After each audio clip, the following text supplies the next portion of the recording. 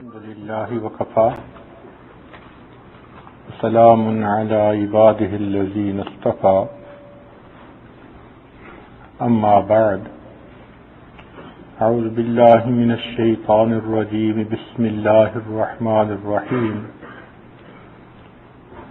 يا أيها الناس أنتم الفقراء إلى الله والله هو الغني الحميد إن يشأ يذهبكم ويأتي بخلق جديد وما ذلك على الله بعزيز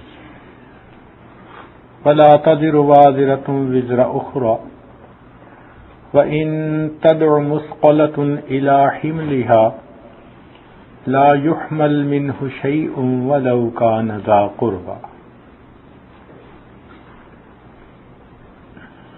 انما تنذر الذين يخشون ربهم بالغيب واقاموا الصلاة ومن تزكى فانما يتزكى لنفسه والى الله المصير سبحان ربك رب العزة عما يصفون وسلام على المرسلين والحمد لله رب العالمين اللهم صل على سيدنا محمد وعلى آل سيدنا محمد وبارك وسلم اللهم صل على سيدنا محمد وعلى آل سيدنا محمد وبارك وسلم اللهم صل على سيدنا محمد وعلى آل سيدنا محمد وبارك وسلم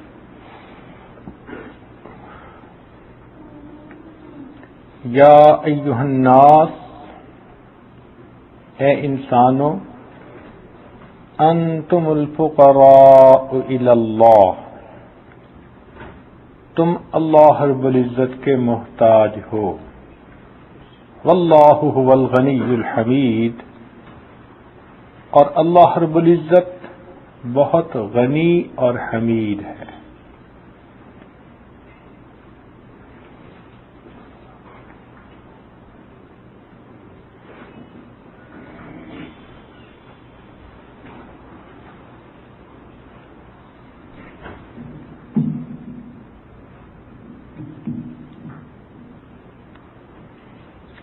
اللہ رب العزت غنی ہے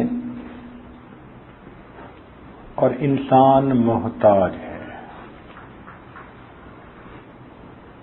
اللہ رب العزت خزانوں کے مالک ہیں اور دینے والے ہیں، بندہ ہر خیر کا لینے والا ہے۔ انسان کی محتاجی کا یہ حال کہ اللہ رب العزت اگر ہمیں بینائی نہ دیتے ہم اندھے ہوتے، گویائی نہ دیتے ہم گنگے ہوتے، سماعت نہ دیتے ہم بہرے ہوتے، اللہ تعالیٰ صحت نہ دیتے ہم بیمار ہوتے، ہمیں کپڑے نہ دیتے ہم ننگے ہوتے، اگر اللہ رب العزت گھر نہ دیتے ہم بے گھر ہوتے، اگر اللہ رب العزت ہمیں رزق نہ دیتے ہم بھوکے پیاسے ہوتے، اگر اللہ رب العزت ہمیں عقل نہ دیتے ہم پاگل ہوتے، اللہ تعالی ہمیں اگر مال نہ دیتے تو ہم بھک منگے ہوتے، اگر اللہ رب العزت ہمیں اولاد نہ دیتے ہم لاولد ہوتے، اگر اللہ تعالی ہمیں عزت نہ دیتے ہم دنیا میں ذلیل ہوتے، اگر اللہ رب العزت ہمیں ایمان کی توفیق عطا نہ فرماتے تو ہم ایمان سے محروم ہوتے۔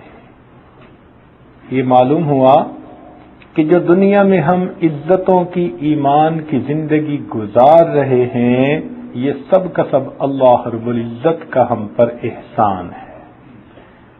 ہم اللہ رب العزت کی نعمتوں میں ڈوبے ہوئے ہیں، سر سے لے کے پاؤں تک ہمارے جسم کا ہر عضو انگ اللہ رب العزت کی نعمتوں کا مظہر ہے۔ ارشاد فرمایا وَإِن تَعُدُّوا نِعْمَتَ اللَّهِ لَا تُحْصُوهَا، اگر تم اللہ تعالیٰ کی نعمتوں کو گننا چاہو تو تم انہیں گن بھی نہیں سکتے۔ آسمان کے ستاروں کو گننا ممکن ہے، ساری دنیا کے درختوں کے پتوں کو گننا ممکن ہے، بارش کے پانی کے قطروں کو گننا ممکن ہے، ساری دنیا کی ریت کے ذرات کو گننا ممکن ہے، مگر اللہ رب العزت کی جو ہم پر نعمتیں ہیں ان کو گننا انسان کے لیے ناممکن ہے۔ اس قدر اللہ رب العزت کی ہم پر نعمتیں ہیں، تو ہم اس کی ہر نعمت کے محتاج ہیں۔ ہارون رشید کے زمانے میں ایک بزرگ بیٹھے تھے تو پینے کے لیے ان کے پاس پانی لایا گیا، تو وہ بزرگ کہنے لگے کہ بادشاہ سلامت، ذرا ایک میری بات سن لیجئے کہ بالفرض آپ کو پیاس لگے اور پوری دنیا میں ایک بندے کے پاس پانی ہو اور آپ پیاس کی شدت سے مر رہے ہو، تو آپ کتنی قیمت میں وہ پانی کا پیالہ خریدیں گے؟ اس نے کہا کہ میں اپنی آدھی سلطنت دے دوں گا اور پانی کا پیالہ اس سے لے کے پی لوں گا۔ اس نے کہا بادشاہ سلامت، اگر یہ پانی آپ کے پیٹ میں جائے اور نکلنے کے وقت پیشاب بند ہو جائے اور پوری دنیا میں ایک حکیم ہے جس کے پاس دوائی ہے اس پیشاب کے نکلنے کی، تو آپ کتنی قیمت دے کر اس مصیبت سے چھٹکارا پائیں گے؟ اس نے کہا اپنی آدھی سلطنت دے دوں گا۔ تو اس اللہ والے نے کہا کہ بادشاہ سلامت غور کیجئے کہ آپ کی پوری سلطنت ایک پانی کا پیالہ پینے اور جسم سے نکالنے کی قیمت بھی ادا نہیں ہو سکتی ہے۔ اور ہم نے زندگی میں کتنے پیالے پانی پیا، کتنی اللہ رب العزت کی نعمتوں کو استعمال کیا۔ تو یقینی بات ہے ہم اللہ تعالی کی نعمتوں کو گن بھی نہیں سکتے۔ ڈاکٹر کہتے ہیں کہ بس اوقات انسان کے جسم کے اندر ایک بلڈ کلاٹ ہوتا ہے، اگر وہ بلڈ کلاٹ کسی وجہ سے انسان کے برین میں چلا جائے تو انسان کو فالج ہو جائے، اگر وہ نہیں جاتا تو اس بیماری سے اس بندے کو کس نے بچایا ہوا ہے؟ اللہ رب العزت نے بچایا،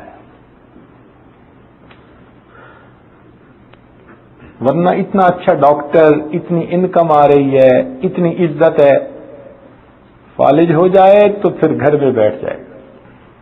معلوم ہوا کہ یہ سب نعمتیں جو مل رہی ہیں یہ اس پروردگار کا ہم پر کرم اور احسان ہے۔ جب کوئی فیکٹری اچھی چل رہی ہوتی ہے نا، مشین چل رہی ہوتی ہے، سٹاپیج نہیں آتا، تو یہ اس بات کی دلیل ہوتی ہے کہ مشین کی نگرانی کرنے والا اس کی نگرانی کا حق ادا کر رہا ہے۔ جب ہمیں ہر طرف سے خوشیاں مل رہی ہوتی ہیں، عزتیں مل رہی ہوتی ہیں، سکون مل رہا ہوتا ہے، یہ اس بات کی دلیل ہے کہ ہمارا پروردگار ہم پر رحمت کی نظر لگائے ہوئے ہے۔ یہ خزاں کی فضل کیا ہے؟ فقط ان کی چشم پوشی۔ یہ خزاں کی فضل کیا ہے؟ فقط ان کی چشم پوشی، وہ اگر نگاہ کر دے تو ابھی باہر آئے۔ تو زندگی میں جو سکون ہوتا ہے، خوشیاں ہوتی ہیں، ہر کام اچھا ہو رہا ہوتا ہے، ہر طرف سے واہ واہ اور انسان کی تعریفیں ہو رہی ہوتی ہیں، حقیقت میں یہ اللہ رب العزت کی اس بندے پر رحمت کی نظر ہوتی ہے۔ ہم محتاج ہیں اور اللہ رب العزت غنی ہے، اسے ہماری عبادت کی بھی ضرورت نہیں ہے۔ اگر ساری دنیا کے انسان فرعون کی طرح بدبخت بن جائیں تو اللہ رب العزت کی شان میں کوئی کمی نہیں آ سکتی۔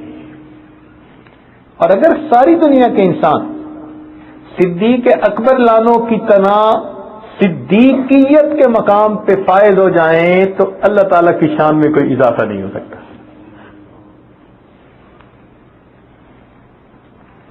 وہ اللہ رب العزت غنی ہے. اسی لیے ایک جگہ پر فرمایا کہ اے میرے بندو وَإِن تَتَوَلَّوْا، اگر تم رخ پھیرو گے اپنے مقصد زندگی سے اور دین سے، یستبدل قوما غیرکم ثم لا یکونوا امثالکم، وہ پروردگار تمہیں مٹا دے گا، نئے بندوں کو پیدا کر دے گا، وہ پھر تم جیسے بدبخت نہیں ہوں گے. یہ بات ذہن میں رکھ لیجئے کہ مرضی ہر حال میں اللہ رب العزت ہی کی پوری ہوتی ہے. دیکھیے سیدنا آدم علیہ السلام چاہتے تھے کہ میں ہمیشہ جنت میں رہوں، یہ ان کے دل کی تمنا تھی، اور شیطان نے ان کے سامنے قسم کھائی تھی. وقاسمہما قرآن مجید میں ہے کہ شیطان نے قسم کھا کر کہا تھا کہ آپ اگر یہ دانہ کھائیں گے تو ملک لا یبلا، ایسی سلطنت ملے گی جو کبھی ختم نہیں ہوگی. تو ان سے بھول ہوئی. وہ چاہتے تھے کہ جنت میں رہیں اور اللہ تعالیٰ چاہتے تھے کہ ان کو دنیا میں بھیجیں. تو بالآخر مرضی کس کی پوری ہوئی؟ اللہ رب العزت کی پوری ہے. سیدنا نوح علیہ السلام طوفان کے وقت کھڑے ہیں، کشتی میں ہیں، بیٹا سامنے ہے. اب وہ چاہتے ہیں کہ میرا بیٹا کشتی میں سوار ہو جائے اور طوفان سے بچ جائے. چنانچہ بیٹے کو کہتے ہیں یا بنی ارکم معنا، اے بیٹے ہمارے ساتھ سوار ہو جا. اللہ تعالیٰ نہیں چاہتے تو مرضی کس کی پوری ہوئی؟ اللہ رب العزت کی پوری. سیدنا ابراہیم علیہ السلام اللہ رب العزت کے خلیل ہیں. بیٹے کو لٹا لیا اور چاہتے ہیں کہ ان کو اللہ تعالی کے نام پہ قربان کریں. چھری چلاتے ہیں،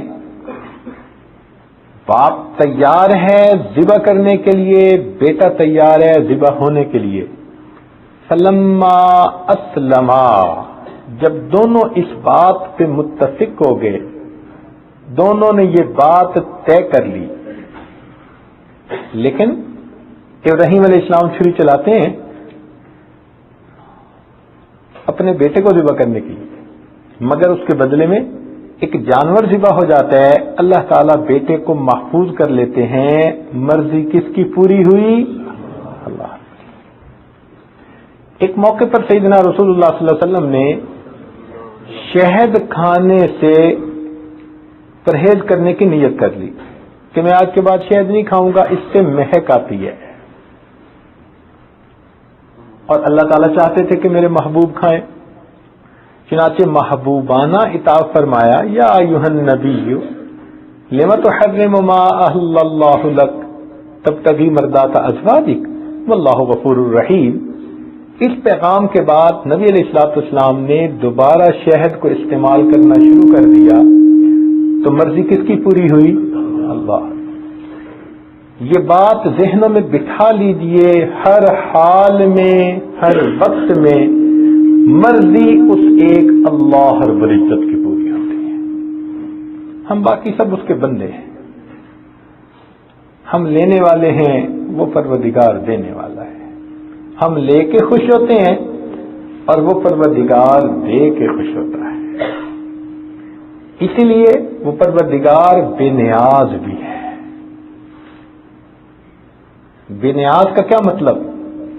کہ سارے اس کے محتاج ہوں اور وہ کسی کا محتاج نہ ہو. وہ نرادھار ہے، سب اللہ کے محتاج، اور اللہ تعالیٰ کسی کا محتاج نہیں، وہ غنی ہے. ایسا پروردگار ہے. اللہ اکبر کبیرہ. قرآن مجید میں دو آیات ایسی ہیں کہ جن کو بندہ پڑھ لینا تو اس کے ناز نخرے کی جڑ ہی کٹ کے رکھ جاتی ہے. اللہ تعالیٰ اپنے پیارے محبوب صلی اللہ علیہ وسلم کو فرماتے ہیں کہ اے میرے پیارے، لَإِن شِئْنَا لَنَذْهَبَنَّ بِالَّذِي أَوْحَيْنَا إِلَيْكَ، اگر ہم چاہیں تو جو ہم نے وحی کے ذریعے آپ کو عطا کیا وہ سب آپ سے واپس لے لیں. اور اس کے لیے صیغہ کون سا استعمال کیا؟ لَنَذْهَبَنَّ، ثقیلہ کا صیغہ جو تاکید کا آخری درجہ ہوتا ہے.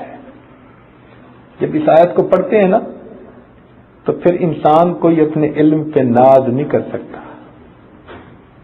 اور پھر دوسرے کا فرمایا لولا ان ثبتناک، اے پیارے محبوب صلی اللہ علیہ وسلم اگر ہم آپ کو ثابت قدمی نہ عطا کرتے تو کیا ہوتا؟ لقد کدت ترکن الیہم شیئا قلیلا، آپ ان مشرکوں کی طرف تھوڑا سا اگر مائل ہو جاتے، اذا لأذقناک ضعف الحیات وضعف الممات ثم لا تجد لك علینا نصیرا. اب ان آیات کا ترجمہ جا کے خود دیکھ لیجئے گا، ہم میں تو اتنی ہمت نہیں کہ اس کا ترجمہ بھی کر سکیں. اللہ اکبر. تو جب یہ آیتیں پڑھتے ہیں نا تو ہل جاتا ہے بندہ، وہ پروردگار اتنا بے نیاز ہے. اللہ اکبر. تو یہ بات اچھی طرح ذہن میں بٹھا لیجئے کہ اللہ رب العزت غنی ہے اور انسان اللہ رب العزت کا محتاج ہے. ہر چیز میں ہم اللہ کے محتاج ہیں، ہر چیز میں ہم اللہ تعالیٰ کے محتاج ہیں. اب دیکھیے سانس آ رہا ہے تو جن لوگوں کو سانس کی بیماری ہوتی ہے کبھی ان بیچاروں کی حالت دیکھا کریں کہ سانس جب اکھڑتا ہے نا تو لگتا ہے کہ شاید اندر کا اندر رہے گا باہر کا باہر. اس وقت احساس ہوتا ہے کہ سانس کا اندر چلے جانا اور خیریت سے واپس اس کا نکل آنا یہ اللہ رب العزت کی کتنی بڑی ہم پر نعمت ہے. اب جب ہم اللہ تعالیٰ کے محتاج ہیں تو صاف ظاہر ہے کہ ہم ہر چیز میں اللہ تعالیٰ سے مانگیں گے. یہ مانگنا بھی سیکھنا پڑتا ہے. چنانچہ آج کی اس محفل کا اصل جو مضمون ہے وہ مانگنا سیکھنا. ہمیں مانگنا آ جائے. یہ ایک کتنا پیارا عنوان ہے کہ اگر ہمیں یہ نصیب ہو جائے نا تو ہماری سب مشکلات کا حل ہمیں حاصل ہو جائے. اللہ تعالیٰ سے مانگنا ہمیں آ جائے، اللہ تعالیٰ سے سوال کرنا ہمیں آ جائے. دیکھیے انسان جو سوال کرتا ہے نا اس کے مختلف انداز ہوتے ہیں. سب سے پہلا تو انسان علم حاصل کرنے کے لیے سوال کرتا ہے. شریعت نے، دین اسلام نے اس کو عبادت کا رتبہ دیا. چنانچہ ارشاد فرمایا فَاسْأَلُوا أَهْلَ الذِّكْرِ إِن كُنتُمْ لَا تَعْلَمُونَ. اب یہ فَاسْأَلُوا امر کا صیغہ، حکم دیا جا رہا ہے کہ اگر تم نہیں جانتے تو جو علم والے ہیں ان لوگوں سے تم پوچھو. تو سوال پوچھنے میں بندے کو کوئی شرم نہیں محسوس کرنی چاہیے. ہاں یہ ٹھیک ہے کہ کچھ شرائط ہیں، سوال برائے سوال سے منع کیا گیا. اپنی علمیت جتانے کے لیے اور دوسرے کو نیچا دکھانے کے لیے سوال پوچھنا اس کو منع کیا گیا. فرمایا لا تسألوا عن اشیاء ان تبد لکم تسؤکم. تو سوال کے بھی آداب بتائے گئے مگر سوال پوچھنے کو اچھا سمجھا گیا. چنانچہ حدیث پاک میں نبی اسلام نے ارشاد فرمایا شفاء العی السؤال، کہ جہالت گویا بیماری ہے اور اس بیماری کا علاج سوال کے پوچھنے میں ہے. تو شاگرد کو چاہیے کہ اگر کسی چیز کا نہیں پتا تو اپنے استاد سے پوچھے. اولاد کو چاہیے کہ نہیں پتا اپنے والدین سے پوچھے. یہ علم حاصل کرنے کے لیے سوال کرنا یہ ایک پسندیدہ عمل ہے، بلکہ ایک عبادت ہے. بلکہ حدیث پاک میں فرمایا کہ حسن السؤال نصف العلم، اچھے انداز سے سوال پوچھنا یہ بھی آدھا علم ہے. حدیث پاک میں آتا ہے کہ اگر کوئی بندہ محتاج ہے، فقیر ہے، کسی سے روٹی کا سوال کرتا ہے اور کوئی بندہ اس کے سوال کو پورا کر دیتا ہے تو اس سوال پر 3 آدمیوں کی مغفرت ہوتی ہے. جس بندے نے رزق کمایا اس کی بھی مغفرت، جس نے کھانا بنایا اس کی بھی مغفرت، اور جس نے اس فقیر تک وہ کھانا پہنچایا اللہ تعالیٰ اس کی بھی مغفرت کر دیتے ہیں. ایک محتاج کا سوال پورا کرنے پر 3 بندوں کی مغفرت.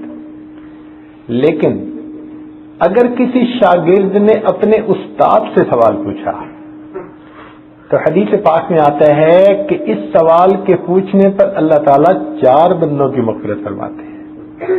سب سے پہلے سوال پوچھنے والے کی مغفرت کر دی جاتی ہے. جس نے سوال پوچھا، روٹی کے سائل کی مغفرت کی بات نہیں کی، اس کی ضرورت ہی پوری ہو گئی. لیکن دین کا سوال پوچھنے والا جو طالب علم ہے، حدیث پاک میں فرمایا اس طالب علم کی بھی مغفرت، جس عالم استاد نے اس کا جواب دیا اس کی بھی مغفرت، جو سننے والے پاس بیٹھے ہوئے تھے ان کی بھی مغفرت، اور جو اس جماعت یا اس محفل کے قیام کا سبب بن رہے تھے وہ معاونین اگرچہ اپنے گھروں میں بیٹھے ہیں مگر ان کے قیام اور انعقاد کی وجہ سے گھر میں بیٹھے ان لوگوں کے بھی اللہ مغفرت فرما دیں گے. اس سے اندازہ لگائیے کہ دین کا علم حاصل کرنا اللہ تعالیٰ کو کتنا پسندیدہ ہے. اسی لیے صحابہ کرام رضوان اللہ علیہ مجمعین بسا اوقات نبی علیہ الصلوۃ والسلام سے کچھ باتیں پوچھ نہیں سکتے تھے تو اللہ رب العزت نے جبرائیل علیہ السلام کو بھیجا اور انہوں نے آ کے نبی علیہ السلام سے سوال پوچھا مل اسلام، مل ایمان، مل احسان، یہ سوالات پوچھوائے اللہ تعالیٰ نے. تو معلوم ہوا کہ یہ جو علم حاصل کرنے کے لیے سوال پوچھنا ہے یہ اللہ رب العزت کو بہت پسندیدہ چیز ہے. ایک انداز اور ہوتا ہے سوال کا کہ آدمی عبرت کے لیے کسی سے اس کے حالات پوچھتا ہے، یہ بھی ایک اچھا عمل ہے. چنانچہ قرآن مجید میں خود فرمایا گیا، اللہ تعالیٰ فرماتے ہیں سل بنی اسرائیل کم آتیناہم من آیت بینہ، پوچھو بنی اسرائیل سے. تو معلوم ہوا کہ اس سوال کا حکم دیا جا رہا ہے کہ تم عبرت کے لیے ذرا پوچھو نا ان کے ساتھ کیا معاملہ ہوا. ایک جگہ فرمایا وَاسْأَلْهُمْ عَنِ الْقَرْيَةِ الَّتِي كَانَتْ حَاضِرَةَ الْبَحْرِ. دیکھو یہاں بھی وَاسْأَلْهُمْ، یہ پھر امر کا صیغہ، آپ پوچھیں. تو معلوم ہوا کہ عبرت کی نظر سے کسی چیز کو جاننا یہ بھی اللہ تعالیٰ کو پسندیدہ ہے.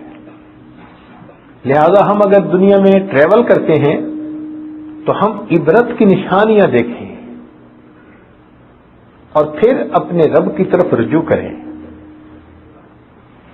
ایک تیسرا انداز ہوتا ہے کہ کوئی آدمی محتاج ہے، ضرورت مند ہے، وہ سوال کرے، اس کی بھی اجازت دی گئی اسباب کے تحت کہ وہ بندہ اپنی ضرورت کے بقدر سوال کر سکتا ہے. چنانچہ ارشاد فرما دیا وفی اموالہم حق معلوم للسائل والمحروم. تو سائل کا حق رکھ دیا گیا بندے کے مال کے اندر کہ جن کو اللہ تعالیٰ نے دیا ہے اب اللہ تعالیٰ کے دیے ہوئے میں سے وہ ان سائلین کو بھی عطا کر دیں جو مانگنے کے لیے آتے ہیں، محتاج ہوتے ہیں. اللہ رب العزت نے محتاج کا لحاظ رکھا. ہاں جو بغیر عذر کے مانگے اس کو وعید سنا دی گئی. چنانچہ جو آدمی بغیر کسی عذر کے مانگنے کا عادی ہو، حدیث پاک میں آتا ہے قیامت کے دن اللہ تعالیٰ کے سامنے اس طرح پیش ہوگا کہ اس کے چہرے کے اوپر گوشت نہیں ہوگا، چہرے کی رونق کو ختم کر دیا جائے گا. یہ غیر کے آگے ہاتھ پھیلاتا تھا، آج اس کے چہرے کی رونق کو ختم کر دیا گیا. نبی علیہ الصلوۃ والسلام نے بعض صحابہ کرام سے بیعت لی کہ تم کسی سے سوال نہیں کرو گے. ان میں صدیق اکبر بھی شامل تھے. وہ فرماتے ہیں کہ ہم لوگ اس کی اتنی پابندی کرتے تھے کہ اگر کوئی آدمی اونٹ پہ سوار ہوتا اور اس کا جو ہے درہ عصا کوئی نیچے چیز گر جاتی تو وہ کسی کو یہ بھی نہیں کہتا تھا جی اٹھا کے دو، کہ یہ بھی سوال بنتا ہے. خود نیچے اترتے تھے، اس کو اٹھا کر پھر اونٹ پر سوار ہوتے تھے.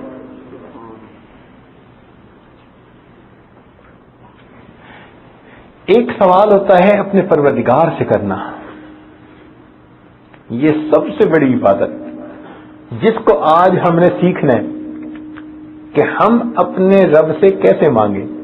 اس کو یوں سمجھیں کہ آپ نے اگر کسی چیز کی اپروول لینی ہوتی ہے تو اس دفتر میں اپلیکیشن ڈالتے ہیں.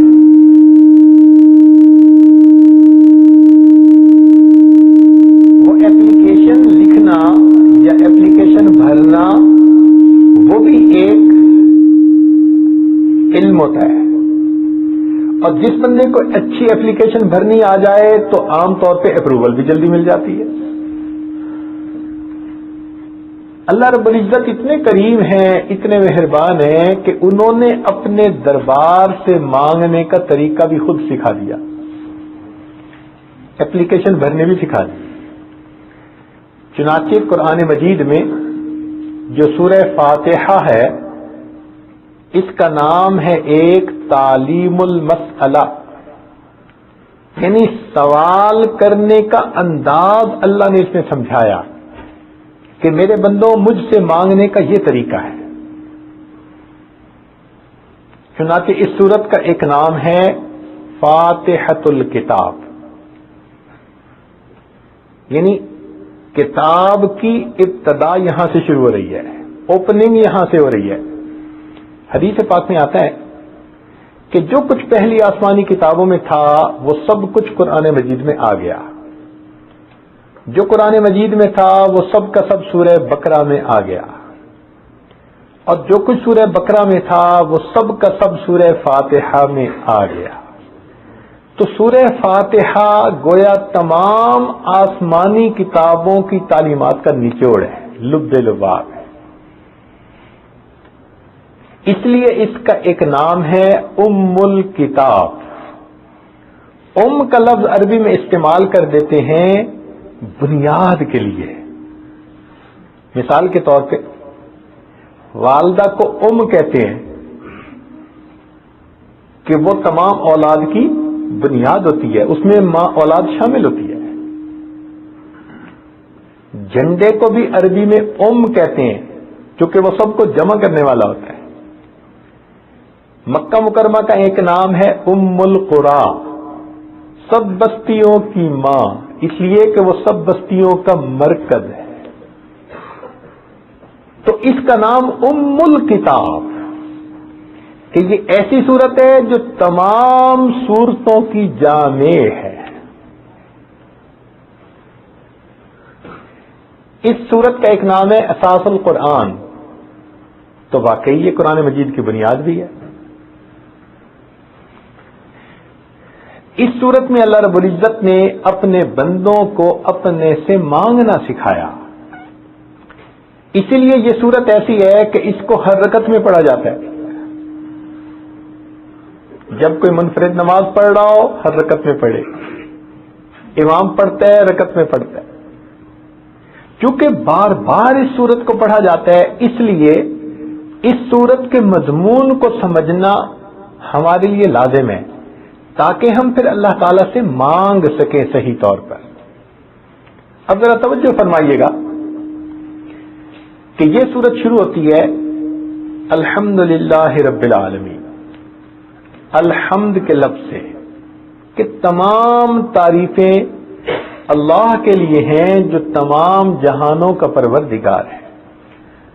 حمد سے شروع ہوئی، اور دیکھیے کہ اللہ تعالی ہی ہر حمد کے لائق ہے، سب تعریفیں اللہ کے لیے۔ ذرا توجہ فرمائیے گا، وہ اس طرح سے کہ دنیا میں کوئی بندہ کسی کی بھی تعریف کرے، حقیقت میں وہ اللہ کی تعریف کر رہا ہوتا ہے۔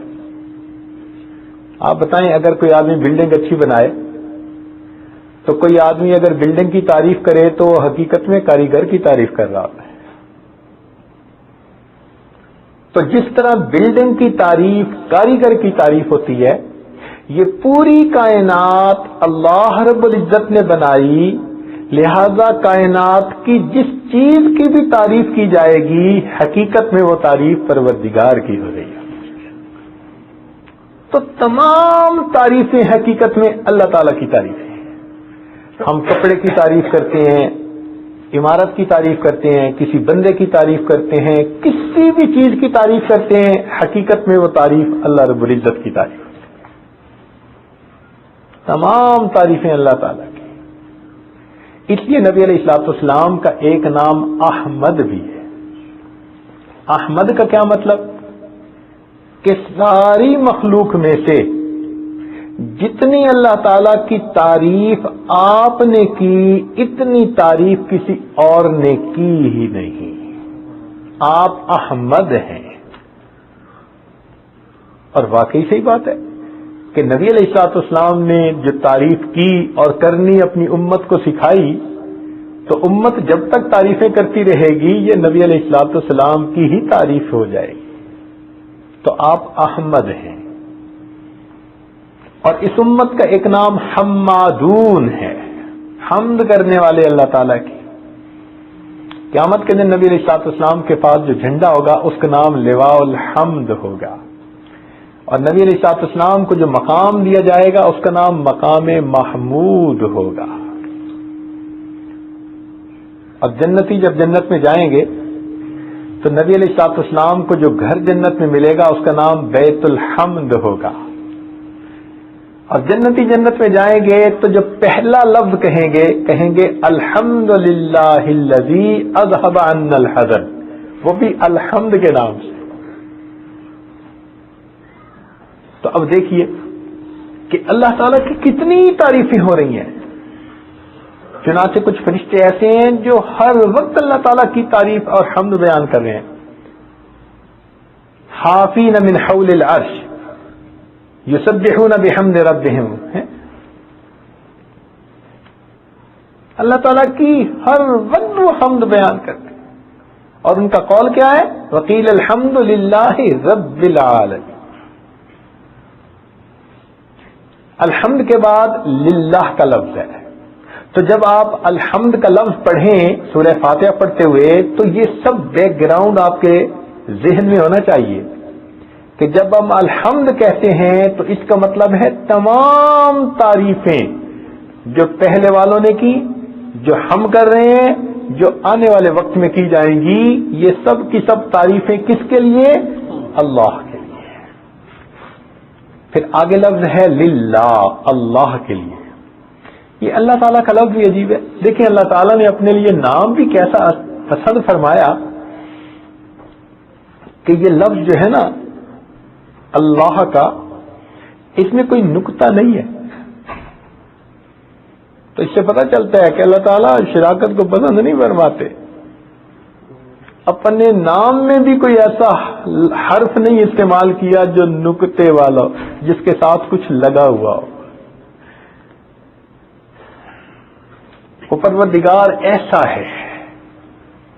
اور دیکھیے کہ نام عجیب کہ وہ نام حروف کا بھی محتاج نہیں، اللہ تعالیٰ اپنے نام کے حروف کا بھی محتاج نہیں۔ فرض کرو کہ اللہ کا لفظ ہے، اس میں سے اگر کوئی بندہ الف کو ہٹا دے تو جو کچھ باقی بچے گا وہ بھی اللہ کی طرف اشارہ کرے گا۔ اگر الف ہٹا دیں تو باقی کیا بچ جاتا ہے؟ للہ. تو للہ کا اشارہ کس کی طرف؟ وَلِلَّهِ مَا فِي السَّمَاوَاتِ وَالْأَرْضِ. پھر بھی اشارہ اللہ کی طرف. اچھا ایک لام ہٹا دیں, الف بھی ہٹا دیں, لام بھی ہٹا دیں, اور ایک لام بچ جائے تو باقی کیا بچا؟ لہو. للہ میں سے ایک لام اور نکال دیں تو باقی کیا بچا؟ لہو. تو لہو کا اشارہ کس کی طرف؟ اللہ کی طرف. ایک لام اور بھی نکال دیں تو باقی کیا بچا؟ ہو. تو ہو کا اشارہ کس کی طرف؟ واہ میرے مالک, آپ نے نام بھی اپنے لیے کیسا پسند فرمایا کہ آپ نام کے حروف کے بھی محتاج نہیں. جو حرف بچتا ہے وہ بھی اللہ کی طرف اشارہ کر رہا ہوتا ہے. یہ عجیب نام ہے, اللہ اکبر کبیرہ. اسی لیے جو صفاتی نام ہے نا وہ ایک ایک صفت کی طرف اشارہ کر رہے ہوتے ہیں, اور یہ جو لفظ اللہ ہے یہ تمام صفات کی طرف اشارہ کر رہا ہوتا ہے. اسی علماء نے لکھا ہے کہ کلمے میں اللہ تعالیٰ نے اپنے اس نام کو پسند فرمایا, الحمد لا الہ الا اللہ. تو اللہ کا نام لیا, کلمے میں بھی یہ نام لکھا. اور امام اعظم ابو حنیفہ رحمۃ اللہ علیہ فرماتے تھے کہ اللہ تعالیٰ کے ناموں میں سے ایک نام اسم اعظم ہے حدیث پاک کے مطابق, اور وہ فرماتے تھے کہ یہی اللہ کا نام اسم اعظم ہے. مگر فرمایا کرتے تھے کہ اس نام کو اگر ایسی زبان لے کہ جس دل میں کوئی غیر نہ ہو تو پھر اس زبان سے نکلا ہوا نام اسم اعظم کا اثر دکھاتا ہے. اگر دل میں غیر بھرا پڑا ہو تو پھر زبان سے اللہ اللہ کہتے بھی پھر تو اثر نہیں ہوتا. ایسا دل جس میں غیر نہ ہو, جو غیر سے خالی ہو, جب اس زبان سے اللہ کا نام نکلتا ہے تو پھر اس کے اثرات نظر آتے ہیں. یہ ایسا ہی ہے جیسے کہ حضرت عیسیٰ علیہ الصلوۃ والسلام فرماتے تھے قم باذن اللہ, تو مردے تھوڑی دیر کے لیے زندہ ہو جاتے تھے. اور آج ہم اگر کہیں قم باذن اللہ تو الفاظ تو وہی ہیں لیکن سویا ہوا بندہ بھی نہیں جاگتا. تو الفاظ میں تو کوئی تبدیلی نہیں, معلوم ہوا کہنے والی زبان میں فرق ہے. اسی طرح ہم بھی اللہ کا نام لیتے ہیں, لیکن چونکہ ہمارے دل میں غیر کی محبت ہوتی ہے, غیر کا بھرا ہوا ہوتا ہے معاملہ, اس لیے اثرات نہیں ہوتے. اللہ والے اسی اللہ کے لفظ کو لیتے ہیں اور اس کے اثرات نمایاں جاتے ہیں. آپ دیکھیے نبی علیہ الصلوۃ والسلام ایک درخت کے نیچے آرام فرما رہے ہیں. ثمامہ بن اسال ایک کافر تھا, وہ پہنچ گیا, اس نے تلوار کو اٹھایا. نبی علیہ السلام کی آنکھ کھلی, کہتے ہیں میں یمنعک منی یا محمد صلی اللہ علیہ وسلم. تو نبی علیہ السلام نے جواب میں کیا فرمایا تھا؟ اللہ. فقط اللہ کا لفظ کہا, اس بندے پر ایسی تاثیر ہوئی کہ وہ کانپنے لگا حتیٰ کہ تلوار اس کے ہاتھ سے گر گئی. نبی علیہ السلام نے اس کو اٹھا لیا, فرمایا میں یمنعک منی. اب بتاؤ تمہیں کون بچائے گا؟ اب لگا منتیں کرنے, آپ تو بڑے اعلیٰ اخلاق والے ہیں, فلاں والے ہیں. نبی علیہ السلام نے فرمایا اچھا چل میں نے تجھے معاف کر دیا, جاؤ. جاتے نہیں. نبی علیہ السلام نے پوچھا کہ کیوں نہیں جاتے؟ کہنے لگے آپ نے تو معاف کر دیا, اب آپ مجھے کلمہ پڑھا دیجئے, اللہ بھی مجھے معاف فرما دے. کلمہ پڑھ کے مسلمان ہو جاتے ہیں. تو اللہ کے نام سے تاثیر ہوتی ہے. آگے فرمایا رب العالمین. رب کا لفظی مطلب ہوتا ہے کسی کی پرورش کرنے والا. یہ مخلوق کے لیے بھی استعمال ہوتا ہے, اللہ کے لیے بھی استعمال ہوتا ہے. مگر مخلوق جو تربیت کرتے ہیں نا, جیسے ماں باپ بچے کی کرتے ہیں, وہ محدود وقت کے لیے, محدود لوگوں کے لیے. اور اللہ تعالیٰ جو مربی ہے تو وہ زمان اور مکان کی قید سے بلند و بالا ہے. وہ ہمارے بھی رب ہیں, ہم سے پہلے والوں کے بھی تھے, جو ہمارے بعد آئیں گے وہ ان کے بھی رب ہیں. ماضی میں بھی تھے, حال میں بھی ہیں, مستقبل میں بھی رہیں گے. اللہ رب العزت ہر ایک کے مربی ہے. چنانچہ اس کی ربوبیت, ہر ایک کے لیے. وہ کس کو پالنے والا ہے؟ ہر ایک کا پالنے والا. فقط انسانوں کا پالنے والا نہیں، حیوانوں کا، درندوں کا، چرندوں کا، حتیٰ کہ دنیا میں جس کو بھی زندگی ملی ہے، وہ چاہے چھوٹے کیڑے کیوں نہ ہو، بڑے جاندار کیوں نہ ہو، چھوٹے سے بڑے تمام جانداروں کا پالنے والا کون؟ اللہ رب العزت ہے. اور آگے فرمایا عالمین، تمام جہانوں کا پروردگار ہے. اب یہاں پر رب المسلمین نہیں کہا، مومنین نہیں کہا، متقین نہیں کہا، بلکہ فرمایا رب العالمین، وہ تمام جہانوں کا پروردگار ہے. تو جب ہم پڑھ رہے ہوتے ہیں الحمدللہ رب العالمین، تو ہمیں یہ ذہن میں رکھنے چاہیے معنی کہ تمام تعریفیں اس اللہ کے لیے ہیں جو تمام جہانوں کا پروردگار ہے. اس کے بعد فرمایا الرحمن الرحیم، 2 صفاتی نام دیے، رحمان بھی رحمت سے مشتق اور رحیم بھی رحمت سے مشتق، مگر دونوں میں تھوڑا سا فرق ہے. رحمان کی رحمت عموم ہے سب کے لیے، بندوں کے لیے، اور رحیم کی رحمت خاص ہے ایمان والوں کے لیے.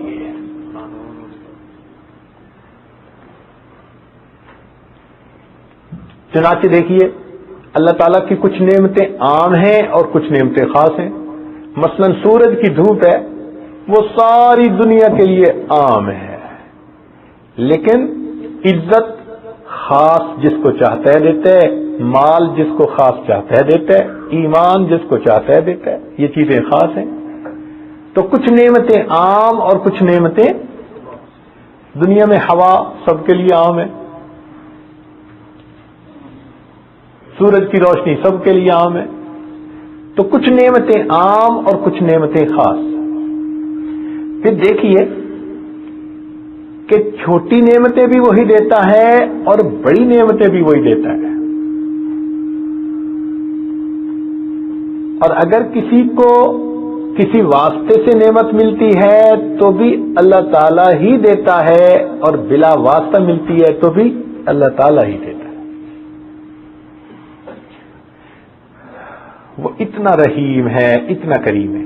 دنیا میں تمام کے اوپر اس کی رحمت ہے، یہ رحمان کا تقاضا، اور آخرت میں اس کی رحمت ایمان والوں کے لیے خاص ہوگی، یہ رحیم کا تقاضا. وَكَانَ بِالْمُؤْمِنِينَ رَحِيمًا.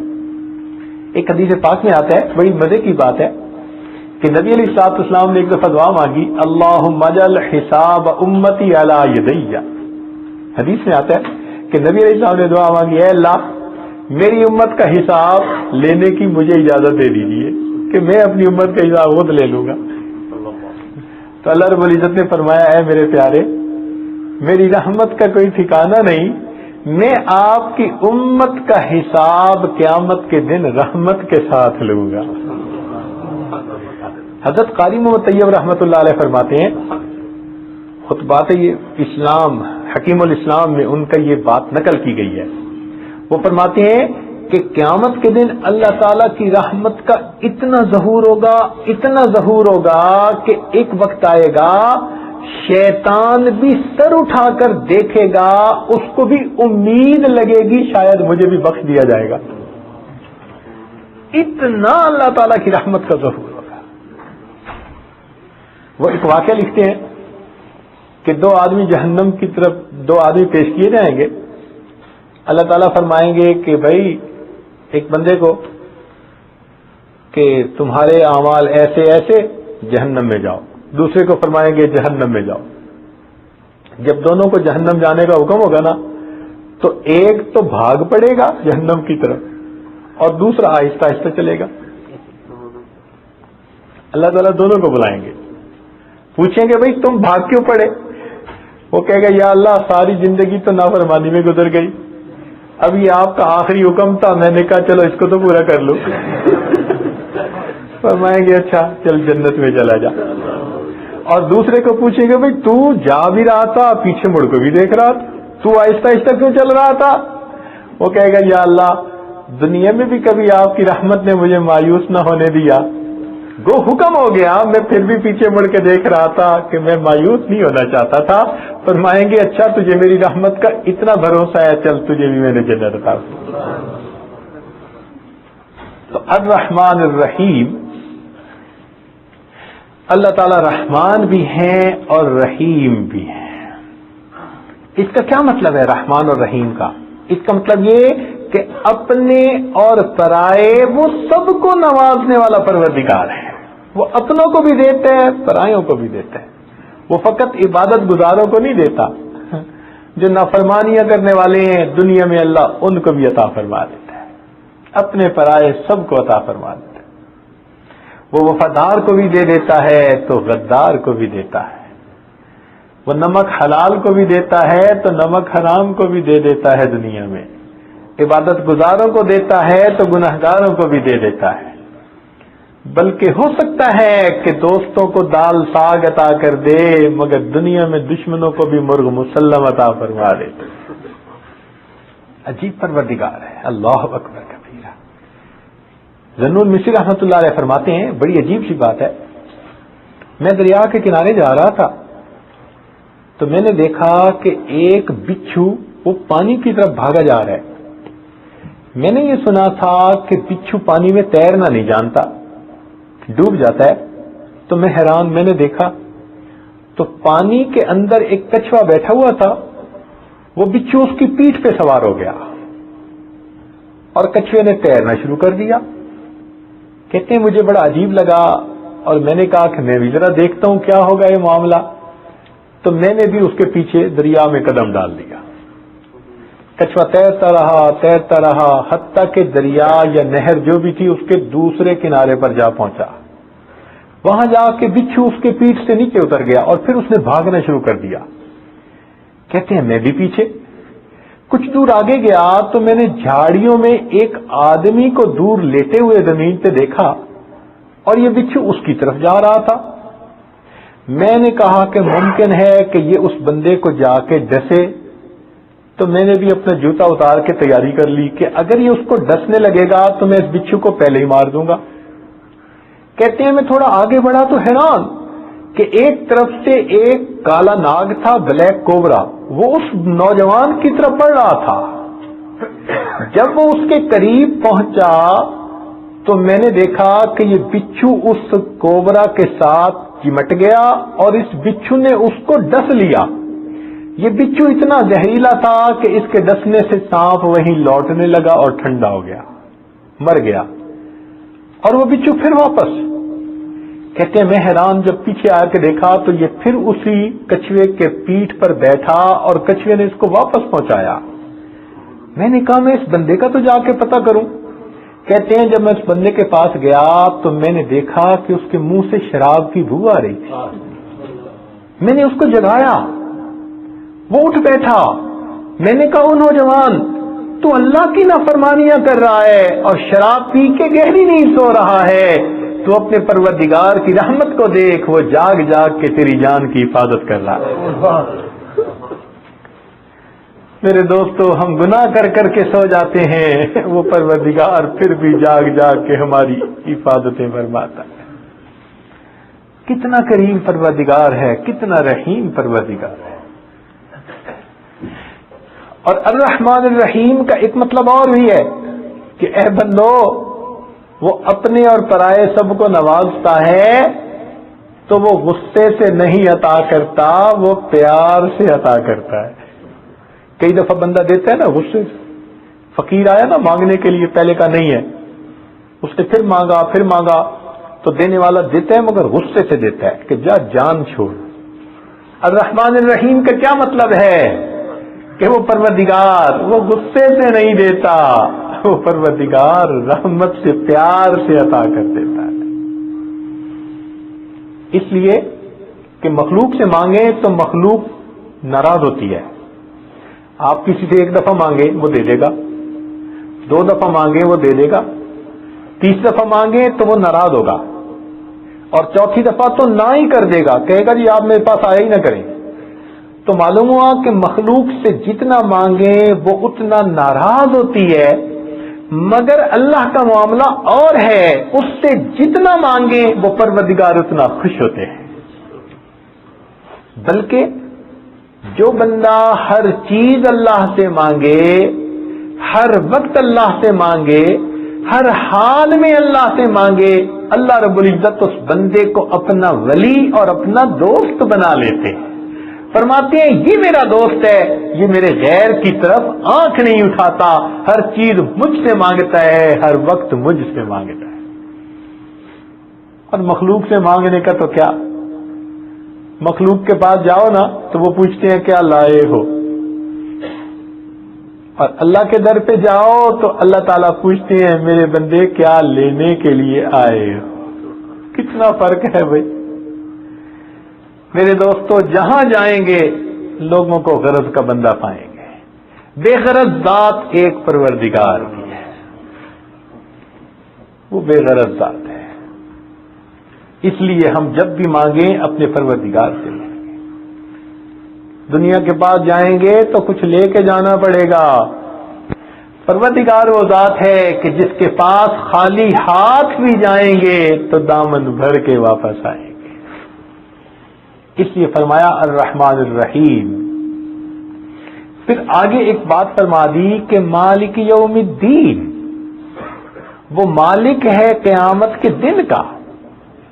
اب یہاں پر مفسرین نے عجیب نکات لکھے ہیں کہ ایک قرأت ہے ملک یوم الدین، بادشاہ ہے قیامت کے دن کا، اور ایک ہے مالک یوم الدین، تو بڑی اس کی تفصیل لکھی، مگر ہمارے اکابر نے مالک کے لفظ کو یہاں ایڈاپٹ کیا اور اس کو پڑھا۔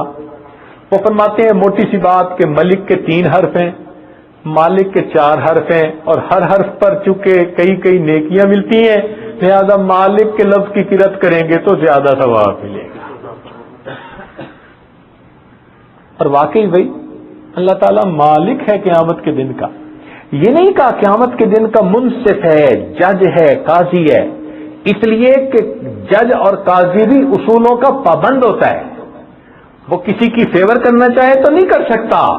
اللہ تعالیٰ نے اپنے آپ کو جج اور قاضی نہیں کہا، بلکہ کہا میں مالک ہوں، او میرے گناہگار بندو، اگر میری طرف رجوع کرو گے تو میں جو عطا کرنا چاہوں گا عطا کرنے کا میں اختیار رکھوں گا۔ تو قیامت کے دن کا وہ مالک ہے۔ اللہ اکبر، حدیث پاک میں آتا ہے کہ اللہ تعالیٰ قیامت کے دن فرمائیں گے لمن الملک اليوم، آج کے دن کس کی بادشاہی ہے؟ کوئی جواب نہیں دے سکے گا، ہزاروں سال گزر جائیں گے، پھر خود ہی فرمائیں گے للہ الواحد القہار۔ پھر جب یہ بات کر لی تو یہاں تک اللہ رب العزت نے اپنے 4 نام استعمال فرمائے، ایک اللہ کا نام للہ، ایک رب کا نام، ایک الرحمن اور ایک الرحیم، یعنی 4 نام استعمال ہو چکے تھے پھر مالک یوم الدین کا۔ تو اس میں بتلایا کہ اے میرے بندو، بات یہ ہے کہ میں اللہ ہوں تمہیں پیدا کرنے والا، رب ہوں تمہیں پالنے والا، اور رحمان ہوں تمہیں گناہوں کے باوجود پردے دینے والا، تمہاری ستاری کرنے والا، اور میرے بندو میں رحیم بھی ہوں کہ گناہوں کے باوجود تم میری طرف رجوع کرو گے تو تمہاری توبہ کو بھی میں ہی قبول کرنے والا۔ تو معلوم ہوا کہ ابتدا سے انتہا تک ہم اپنے رب ہی کے محتاج ہیں ہر معاملے میں۔ اس لیے فرمایا مالک یوم الدین، میں قیامت کے دن کا بھی مالک ہوں، دنیا میں بھی تمہاری ضرورت کو میں پوری کرتا ہوں، اور قیامت کے دن بھی میں ہی تمہاری ضرورتوں کو پورا کرنے والا ہوں۔ اس کے بعد پھر اللہ رب العزت نے ایک بات فرمائی کہ ایاک نعبد و ایاک نستعین، اے اللہ آپ ہی کی ہم عبادت کرتے ہیں اور آپ ہی سے ہم مدد مانگتے ہیں۔ اس میں عبادت کا تذکرہ پہلے اور مدد کا تذکرہ بعد میں، اس لیے کہ انسان عبادت کرتا ہے تب اللہ تعالیٰ کی مدد اترتی ہے. یہ مسئلہ بتا دیا کہ تم عبادت کرو گے تو اللہ تعالیٰ کی مدد تمہارے اوپر اترے گی. یہ ایک پرومز ہے اللہ اور بندے کے درمیان. اللہ تعالیٰ اپنے بندے سے وعدہ مانگتے ہیں اور یہاں پر صیغہ ایسا استعمال کیا جو حال اور مستقبل دونوں کے لیے. اے اللہ ہم آپ کی عبادت کرتے ہیں اور کرتے رہیں گے, آپ ہی سے مدد مانگتے ہیں اور ہمیشہ آپ ہی سے مدد مانگتے رہیں گے. یہاں ہی اور بھی کا فرق پڑ جاتا ہے. دیکھیں, ہم اللہ تعالی ہی کی عبادت کرتے ہیں اور مشرک لوگ کیا کہتے ہیں, ہم اللہ تعالی کی بھی عبادت کرتے ہیں. یہ فرق ہے. اللہ تعالیٰ یہاں چاہتے ہیں کہ نہیں میرے بندے فقط میری ہی عبادت کرو, میری ہی عبادت کی. تو انسان ہر طرف سے اپنی آنکھوں کو بند کر لے اور ایک اللہ رب العزت پر اپنی نظروں کو جما لے. دیکھیں اس معاملے میں انسان کا اپنا کیا حال ہے. اگر فرض کرو اس کی بیوی کہے جی میں آپ کی بھی بیوی ہوں, تو کوئی خاوند برداشت کرے گا؟ کیا چاہے گا؟ چاہے گا کہ بیوی کہے میں آپ ہی کی بیوی ہوں. اسی طرح اللہ تعالیٰ بھی چاہتے ہیں کہ میرے بندے تم یہ کہو کہ ہم آپ ہی کے بندے ہیں. ہر طرف سے ہٹ کٹ کے اللہ کی طرف متوجہ ہو جائے. اب جب بندے نے اپنے رب سے یہ وعدہ کر لیا تو اللہ رب العزت کی رحمت متوجہ ہوئی گئی. لہذا فرمایا کہ میرے بندو اب تم مجھ سے مانگو جو مجھ سے مانگنا چاہتے ہو. آگے وہ بات مانگی بندے نے جو اس کی زندگی کی سب سے بڑی ضرورت تھی, اور وہ کیا فرمایا, اہدنا الصراط المستقیم, اے اللہ مجھے سیدھے رستے کی رہنمائی عطا فرما دی. یہ ہماری زندگی کی سب سے بڑی ضرورت ہے کہ ہم اللہ تعالیٰ سے مانگیں کہ اے اللہ ہمیں سیدھے رستے کی رہنمائی عطا فرما دیجیے. تو جب بندے نے یہ دعا مانگی کہ اللہ ہمیں سیدھے رستے کی رہنمائی فرما, تو اللہ تعالیٰ نے آگے رہنمائی فرما دی. کیا فرمایا, صراط الذین انعمت علیہم, کون سا راستہ, جن بندوں پر آپ کا انعام ہوا ان بندوں کا راستہ. اب ذرا یہاں ایک بات توجہ سے سنیے کہ آسان کام تھا کہ جب بندے نے کہا تھا اہدنا الصراط المستقیم, اے اللہ سیدھے رستے کی رہنمائی فرما, تو اللہ تعالیٰ فرماتے تھے ٹھیک ہے صراط القرآن والحدیث, قرآن اور حدیث کا راستہ. نہیں نہیں نہیں, یہاں ایسی کتاب کی بات نہیں کی گئی. کیا بات کی, صراط الذین آگے بندوں کو پیش کیا, زندہ نمونوں کو پیش کیا کہ اے میرے بندو جن پر میرا انعام ہوا ان کا راستہ تمہیں چاہیے. تو یہاں سے پتہ چلتا ہے کہ انسان ہمیشہ ان بندوں کے راستے پر چلے گا تبھی اللہ تعالیٰ کو خوش کر پائے گا. تو پھر بندوں کے پیچھے چلنے کو ہی تو تقلید کہتے ہیں. پیچھے چلنے سے ہی کام بنے گا, ان کے راستے پہ چلنا. جو لوگ کہتے ہیں نا جی ہم کسی کے پیچھے نہیں چلتے, تو بھائی قرآن الحدیث و سننا کہہ دیتے, صراط القرآن والحدیث کہہ دیتے. نہیں, صراط الذین, اللہ کے بندوں کے نمونے بتلائے, ان جس راستے پہ یہ لوگ چلے ہیں تم اس راستے پہ چلو. یہ جو سیدھا راستہ ہے نا, یہ بہت اللہ رب العزت کی رحمت ہے اگر وہ کسی کو عطا فرما دے. ایک بات سمجھ لینا کہ عبادت فقط اللہ رب العزت کا حق ہے. عبادت کیا ہوتی ہے؟ عبادت وہ ہوتی ہے کہ جو بندوں کے لیے بندگی کا نشان ہو, اس کو عبادت کہتے ہیں. کسی کو انسان چاہے, کسی کو انسان چاہے اور اس کے ساتھ امید بھی ہو, خوف بھی ہو اور اس سے محبت بھی ہو. جب یہ تین چیزیں اکٹھی ہو جائیں نا تو اس کو عبادت کہتے ہیں. چنانچہ اللہ تعالیٰ قرآن مجید میں فرماتے ہیں کہ اولئک الذین یدعون یبتغون الی ربہم الوسیلہ ایہم اقرب، ایہم اقرب، دیکھو قرب بھی چاہتے ہیں، وَيَرْجُونَ رَحْمَتَهُ وَيَخَافُونَ عَذَابَهُ، تو تین صفتیں بتائی گئی. جب تین صفتیں کسی چیز میں پیدا ہو جائیں تو وہ عبادت بن جاتی ہے، اور یہ عبادت اللہ تعالیٰ کی امانت ہے. فقط اللہ رب العزت ہی اس بات کے حقدار ہیں کہ بندہ اپنے رب کی عبادت کرے. اس لیے کہتے ہیں کہ ایک بدو تھا، وہ آیا اور اس نے نماز پڑھی، اور اس دوران اس کی اونٹنی کہیں کھل گئی تھی. وہ باہر آیا تو اونٹنی کو دیکھا کہ اونٹنی نہیں ہے، تو اس نے دعا مانگی کہ اللہ میں نے تو آپ کی امانت ادا کر دی، میری امانت کا کیا بنا. تو جیسے ہی اس نے یہ دعا مانگی، دوسری طرف سے اس نے دیکھا کہ ایک جانور اس کے اونٹ کے پیچھے لگا ہوا تھا، اور اونٹ بھاگتا بھاگتا اس کی طرف آ رہا تھا. جب اس کے قریب آیا تو اس نے اپنے اونٹ کی رسی کو پکڑ لیا اور وہ جانور واپس جنگل میں چلا گیا.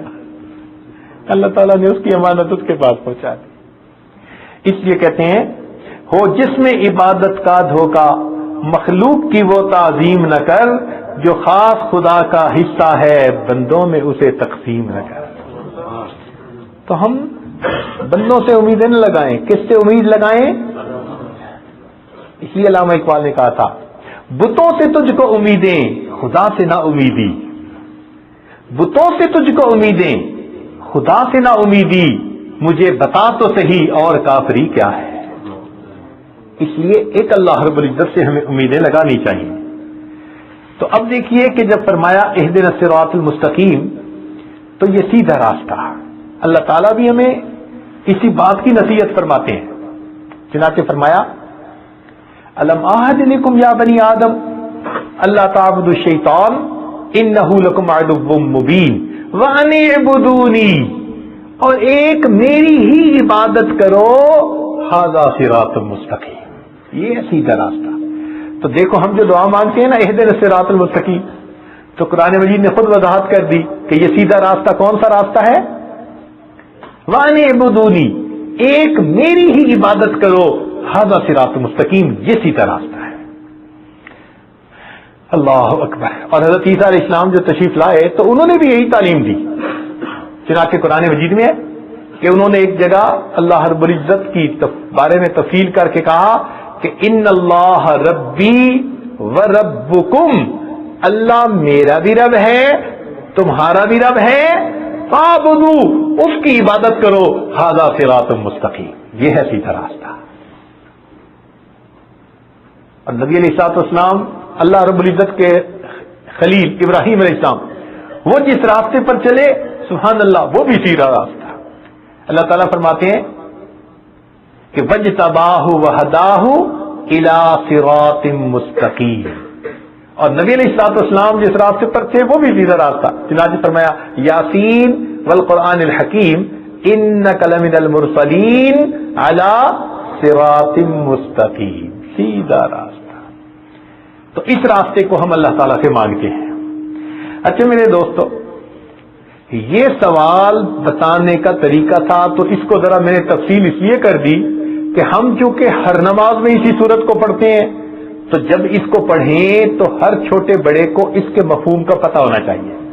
اب ذرا آگے کی طرف آئیں کہ جو بات یہ عاجز بتانا چاہتا تھا اور جس کے لیے یہ سارا بیک گراؤنڈ بنایا، یہ تمہید بنائی، کہ ایک سوال قرآن مجید میں عجیب ہے. مختلف سوالات قرآن مجید کے اندر نقل کیے گئے اور ان سوالوں کے جواب بھی نقل کیے گئے. سوالات بھی نقل کیے گئے اور سوالات کے جوابات بھی نقل کیے گئے. ذرا توجہ فرمائیے گا. اب ذرا بات سمٹنے پہ آئی ہے اور جو اصل آپ کو بتانا تھا وہ چیز کہنے والے ہیں.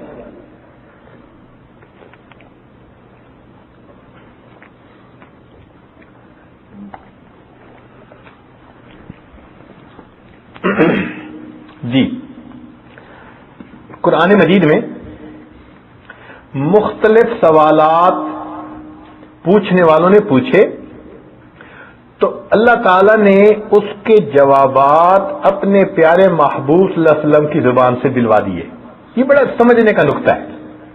مثال کے طور پر سوال پہلے پوچھوایا گیا یسألونک عن الروح، اے محبوب یہ آپ سے روح کے بارے میں سوال پوچھتے ہیں، اور آگے فرمایا قل الروح من امر ربی، قل آپ فرما دیجئے، یعنی سوال کا جواب اپنے محبوب کی مبارک زبان سے دلوا رہے ہیں.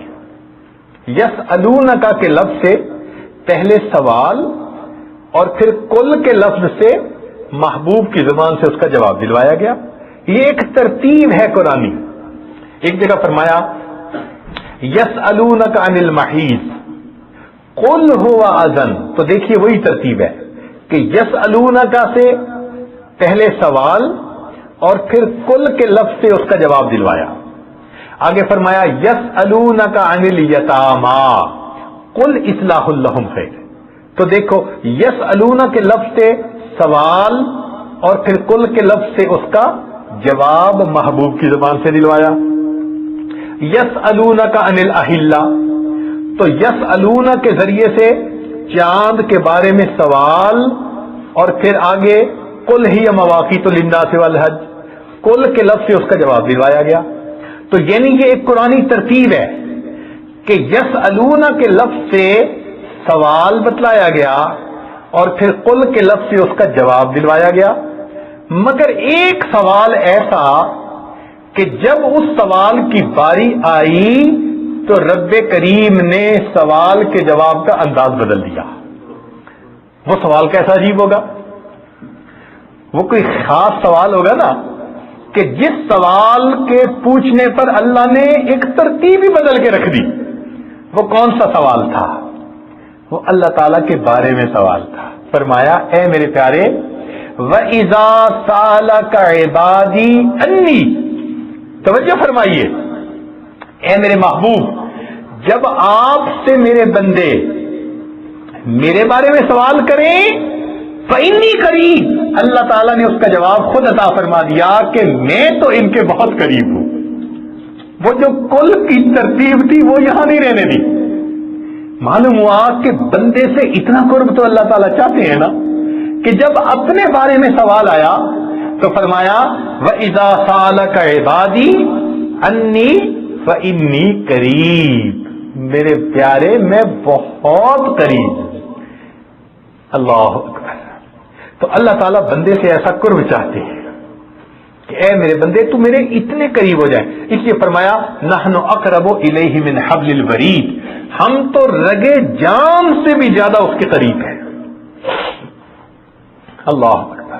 اور اللہ تعالیٰ کے بارے میں اگر پوچھنا ہو تو فرمایا کہ میرے بندے ہر کسی سے نہ پوچھنا، اگر میرے بارے میں پوچھنا ہو تو کسی جاننے والے سے پوچھنا. چنانچہ قرآن مجید میں فرماتے ہیں کہ الرحمن فاسأل بہ خبیرا، جب رحمان کے بارے میں پوچھنا ہو تو ذرا جاننے والے سے پوچھنا، وہ تمہیں رحمان کے بارے میں صحیح بات بتائے گا.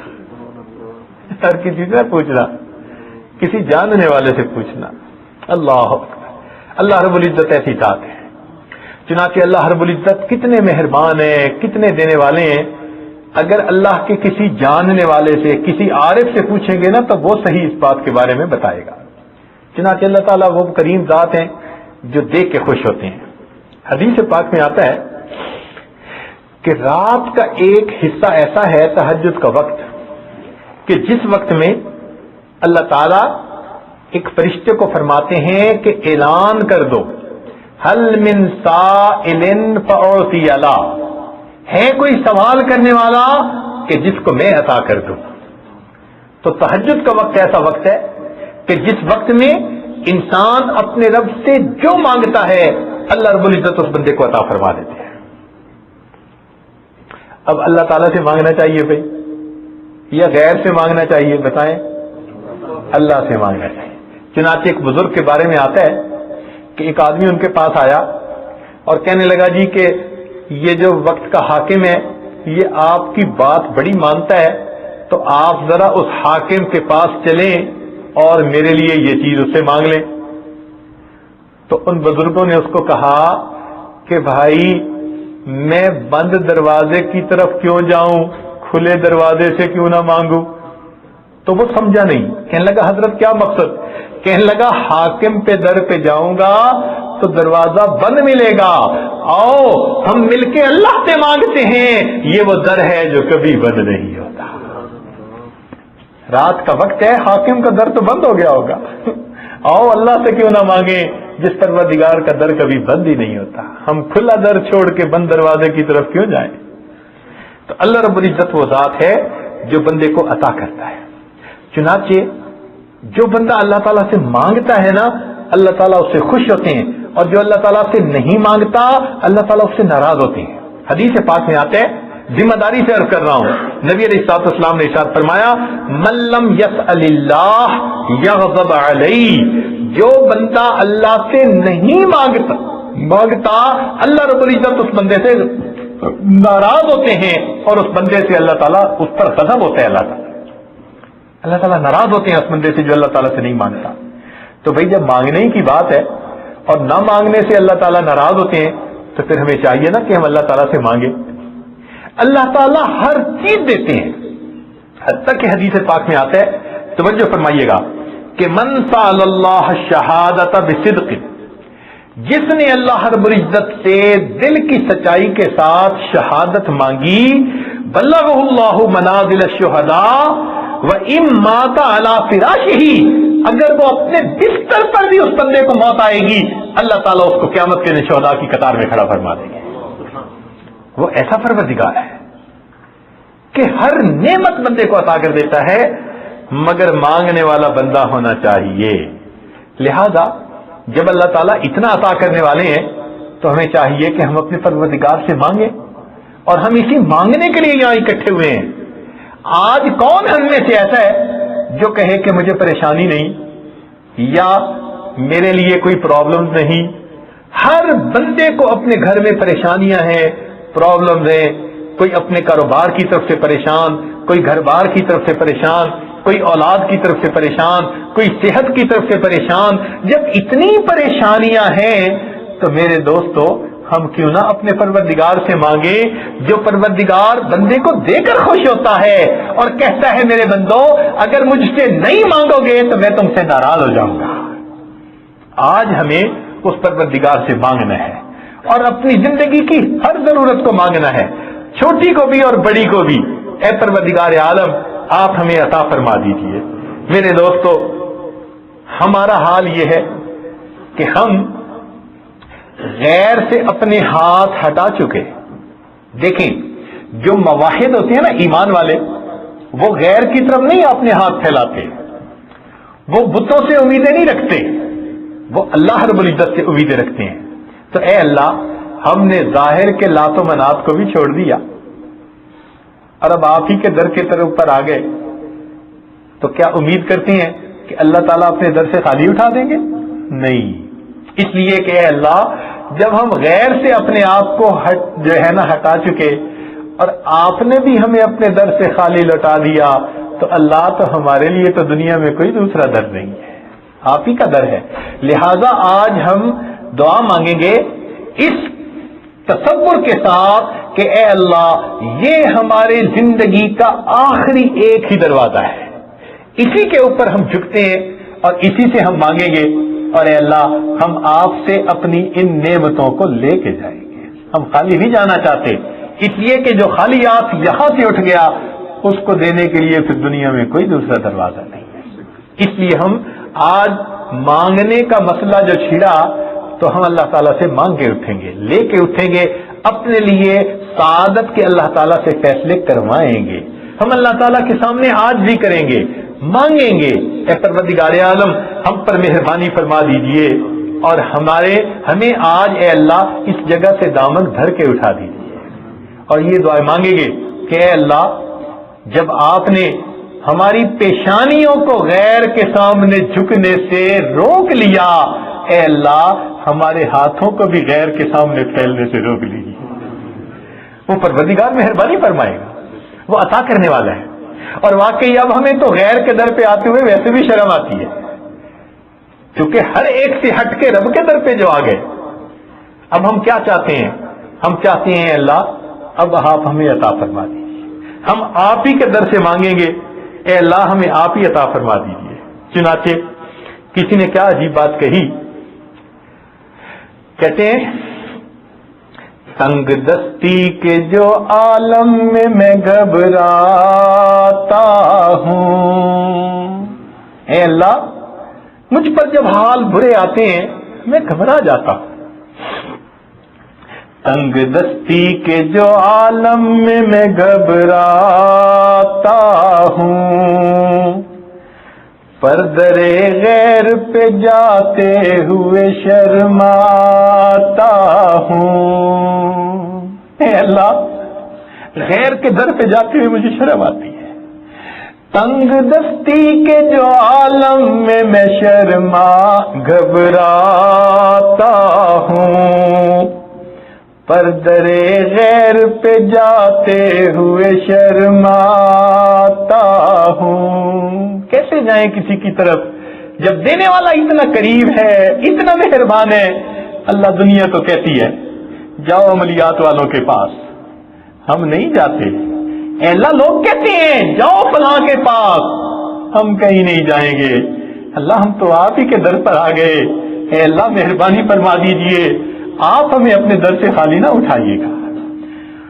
تنگ دستی کے جو عالم میں گھبراتا ہوں، پردرے غیر پہ جاتے ہوئے شرماتا ہوں، ہاتھ پھیلانے میں محتاج کو غیرت کیسی۔ اللہ جو محتاج ہوتا ہے وہ تو نہیں غیرت کا خیال کرتا، اسے تو لینا ہوتا ہے۔ اللہ محتاج ہر طرف ہاتھ پھیلا دیتا ہے۔ ہاتھ پھیلانے میں محتاج کو غیرت کیسی، شرم اتنی ہے کہ بندہ تیرا کہلاتا ہوں۔ اللہ شرم اس بات کی ہے کہ بندہ میں آپ کا کہلاتا ہوں اور اب میں غیر کے پاس چلا جاؤں۔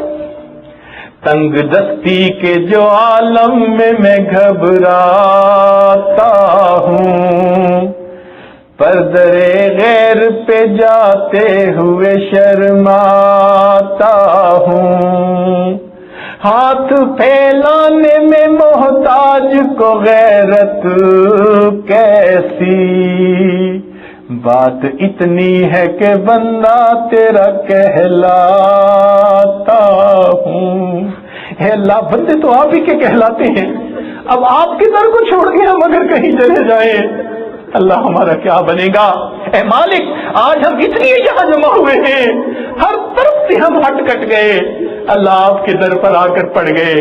میرے مولا آپ ہمیں رد نہ کر دیجئے گا، اس لیے کہ آپ نے رد کر دیجیا تو اللہ پھر ہمارے لیے دنیا میں کوئی دروازہ نہیں۔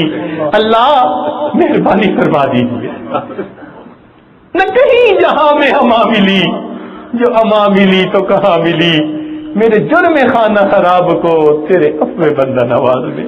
اے مالک آپ کے محبوب نے فرمایا کہ آپ سے اگر کوئی نہ مانگے آپ اس سے ناراض ہوتے ہیں۔ آپ کے محبوب صلی اللہ علیہ وسلم نے بتلایا جو آپ سے ہر چیز مانگے آپ اسے اپنا دوست بنا لیتے ہیں۔ اللہ ہم محتاج ہیں، آپ غنی ہیں۔ آپ نے ارشاد فرما دیا یا ایھا الناس انتم الفقراء الی اللہ واللہ هو الغنی الحمید۔ اللہ ہم محتاج ہیں، آپ غنی ہیں، اب آپ ہمیں عطا فرما دیجئے۔ اے میرے مالک ہم آپ ہی کی کتاب پڑھتے ہیں، اس کتاب میں یہ لکھا ہوا ہے وَأَمَّا السَّائِلَ فَلَا تَنْهَرْ۔ اے محبوب سوالی کو جھڑکی نہ دیجئے، انکار نہ کیجئے۔ اللہ جب ہم کمزور ہیں ہمیں حکم ہے کہ ہم سوالی کو انکار نہ کریں۔ اللہ ہم بھی تو آپ کے در کے سوالی ہیں، آپ ہمیں انکار نہ فرمائیے۔ اللہ ہمیں آج اپنے گھر سے خالی نہ لوٹا دیجئے، ہمیں جھڑکیاں نہ دیجئے۔ اللہ اگر آپ ہمارے دلوں پہ نظر ڈالیں گے تو یقیناً ہم رد کر دیے جانے کے قابل ہیں. ہم نے بڑے گناہ کیے, ہم نے بڑی خطائیں کی ہیں اللہ, ہم نے چھپ کے گناہ کیے اللہ, ہم نے آپ کو ناراض کرنے کی کوشش کر لی, لیکن آج ہمیں اس بات کا احساس ہوا میرے مولا ہمارے ان گناہوں کو معاف کر دیجئے, ہمیں نفس اور شیطان سے بچا لیجئے, اور اللہ ہمیں اپنے در پہ جھکنے کی توفیق عطا فرمائیے. اللہ ہم آپ کے در سے ہٹنا بھی چاہیں میرے مولا ہمیں ہٹنے نہ دیجیے گا, اللہ ہٹنے نہ دیجیے گا, ہم پر مہربانی فرما دیجئے, ہمیں اپنے غلاموں میں شامل فرما لیجئے. زندگی میں ہم نے اللہ آپ سے آج مانگا ہے, لہذا اسی ایمان پر ہمیں زندہ رکھیے, اور اسی ایمان پر جب دنیا سے جانے لگے تو ہمیں جانے کی توفیق عطا فرمائیے. اے اللہ ہم آپ ہی کے بندے کہلاتے ہیں, آپ اپنے بندوں کو عطا کر دیجئے.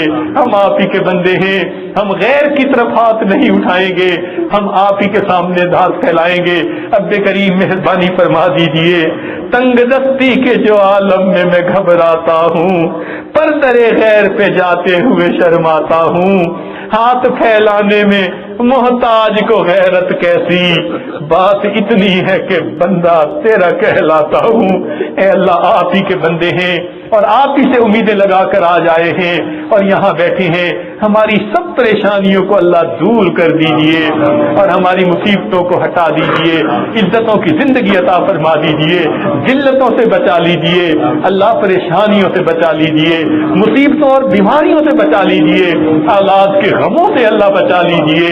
اللہ ایمان کے فیصلے فرما دیجئے اور ہمیں اس دنیا سے دنیا آخرت کی کامیابیاں عطا فرما دیجئے. وآخر دعوانا ان الحمد للہ.